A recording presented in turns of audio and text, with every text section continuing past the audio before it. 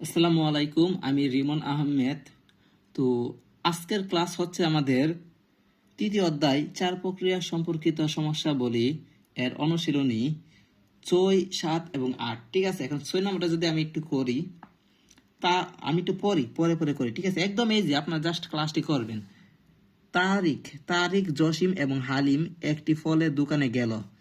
তারা নিচের চিত্র অনুযায়ী 6টি কলা, 3টি কমলা ও 9টি আম কিনল এবং মোট মূল্য 3জন সমান ভাগে ভাগ করে দিল। প্রত্যেকে কত টাকা করে দিল, মানে একজনে কত টাকা করে দিছে, আমরা প্রথমগুলো সবগুলো যোগ করতিব বা গুণ করে যোগ করতিব, তারপরে ভাগ করতিব। ঠিক আছে, আসলে সকলে বুঝতেছেন। এখন আমরা অঙ্কটা করি। 6 নাম্বার। কলা, 6টি কলা।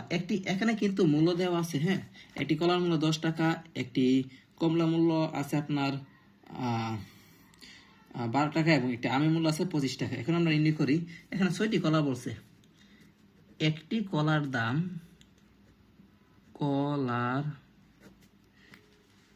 একটি কলার দাম কত? 10 টাকা। 10 টাকা। সুতরাং 6টি কলার দাম 10 গুণ 6 সমান 60 টাকা। 60 টাকা। এখন 3টি কমলা। একটি কমলার দাম একটি কমলার দাম 12 টাকা।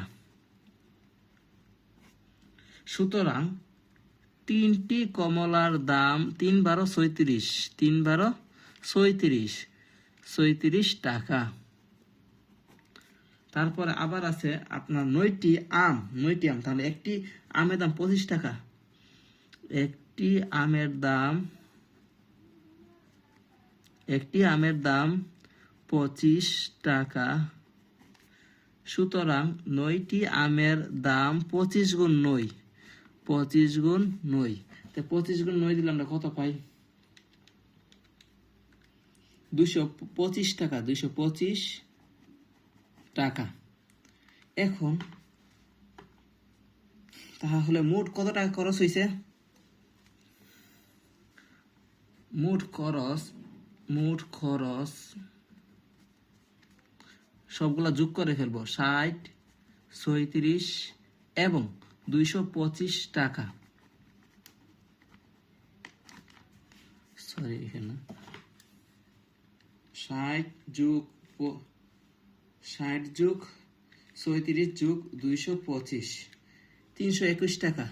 321 টাকা। সুতরাং তারা প্রত্যেকে কত টাকা করে দিয়েছে? প্রত্যেকে কত টাকা করে দিল? প্রত্যেকে কত টাকা করে দিল? প্রত্যেকে দিল 321 ভাগ 3। 3 জন না, এজন্য টাকা। এটা আমরা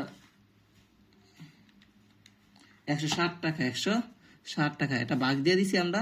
160 টাকা আসছে। তাহলে 160 টাকা প্রত্যেকে দিলে 160 টাকা করে। আশা করি সকলে বুঝতে পারছেন 6 নাম্বারটা। এখন আমরা 7 নাম্বারটা করব। 7 নাম্বার প্রশ্নটা হচ্ছে, জালাল সাহেবের মাসিক বেতন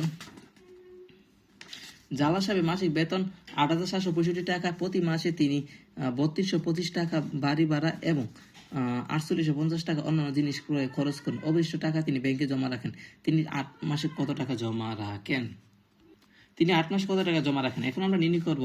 আমি লিখি, ঠিক আছে? আগে আমরা উত্তরটা লিখি, দেখবেন একদম ইজি। ঠিক আছে, আমি লিখতেছি, আপনারা শুধু জাস্ট দেখবেন। আচ্ছা, 8। এখানে মাসিক বেতন পান 2865 টাকা। প্রতি মাসে তিনি এত টাকা বাড়ি ভাড়া। আচ্ছা, মোট খরচ করেন কত টাকা? মোট খরচ করেন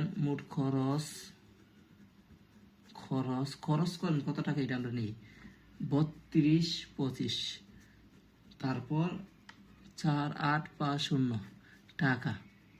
এইগুলা উনি খরচ করেন। 3225, 3225, 4850 তিনি মোট খরচ করেন 8075 টাকা। 8075 টাকা। তাহলে অবশিষ্ট কত টাকা থাকে? এক মাসে অবশিষ্ট থাকে, মানে অবশিষ্ট টাকাটা কিন্তু জমা করেন, আমি ডিরেক্টলি খেলাই জমা করেন এক মাসে। আচ্ছা অবশিষ্ট লিখি, অবশিষ্ট থাকে, অবশিষ্ট থাকে, এটা থেকে এটা মাইনাস দিয়ে দিই। 8,765 মাইনাস 8,075 টাকা। ঠিক আছে, এখন এটা আমরা মাইনাস কি দিব, 8,765 690 টাকা আছে, 690 টাকা তিনি এক মাসে জমা করেন, 690 টাকা, 690 টাকা। সুতরাং 8 মাসে জমা করেন 690 গুণ 8 টাকা, 5,000। তাহলে 8 মাসে জমা করেন 5,520 টাকা। আশা করি এটা সকলে বুঝতে পারছেন, একদম ইজি তাই না? এখন আমরা 9 নম্বরটা একটু পড়ি। ফরিদা এবং ফাতেমার বেতন একত্রে, ফরিদা এবং ফাতেমার বেতন একত্রে 19,950 টাকা। ফরিদা অপেক্ষা ফাতেমা, মানে ফাতেমা বেশি পাই, ফরিদা কম পাই। ফাতেমা বেশি পাই, 2,450 টাকা বেশি পাই। ফরিদা এবং ফাতেমা প্রত্যেকের বেতন কত? তাহলে আমরা আগে আমরা ফরিদারটা নিয়ে নিই। ফরিদা তো কম পাই তাই না, তাই ফরিদারটা নিয়ে দিই। 8 নাম্বার, এটা নির্ণয় করতে হলে আপনারা এই যে এটা যদি নির্ণয় করতে হয় তাহলে মানে এটা ভাগ দিতে হবে এবং এটা মাইনাস দিতে হবে। আগে মাইনাস তারপরে ভাগ, এটা বাদ দিয়ে তারপরে ভাগ। তাহলে আগে আমরা নির্ণয় করি। ফরিদা পাই, ফরিদা প্রত্যেকের বেতন, ফরিদার বেতন কত টাকা? মোট পাই 19,950। তার সাথে মাইনাস দিব আমরা, মাইনাস কত? 2,450, তারপরে ভাগ 2 টাকা। মানে বুঝছেন, মানে এটা মাইনাস দেওয়ার পরে যেটা টাকবো এটা 2টা ভাগ দেবো, ওই তাহলে তিনি 2,450 টাকা কম পাবে আর কি।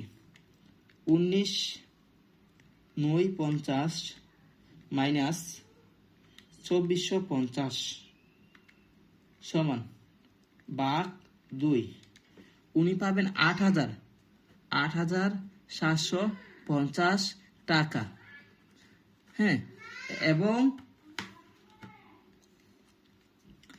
এবং আমাদের আরে ফাতেমা কত পাবে? ফাতেমার বেতন আপনার এটার সাথে এটা যোগ করে দিয়ে দিব। দুইজনে সমান বেতন পাই না, এই যে এটা হলো ভাগটা, আর অবশিষ্ট টাকাটা হচ্ছে আপনার 2,450 টাকা। এটার সাথে আমরা 2,450 টাকা যোগ করে দিব। ঠিক আছে, 8,750 যোগ 2,450 আপনার 11,200 টাকা উনি পাবে। আসলে সকলে এই কোশ্চেনটাও বুঝতে পারছেন।